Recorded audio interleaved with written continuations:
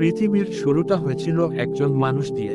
তিনি হলেন হযরত আদম আলাইহি ওয়াসাল্লাম, মানবজাতির প্রথম নবী, প্রথম মানুষ। আল্লাহ তাআলা মাটি থেকে আদম আলাইহি ওয়াসাল্লামকে সৃষ্টি করলেন এবং তার মধ্যে স্বয়ং নিজের পক্ষ থেকে আত্মা ফুঁকে দিলেন। এরপর আল্লাহ ফেরেশতাদের বললেন, তোমরা আদমকে সেজদা করো। সবাই সেজদা করল, তবে ইবলিস করল না।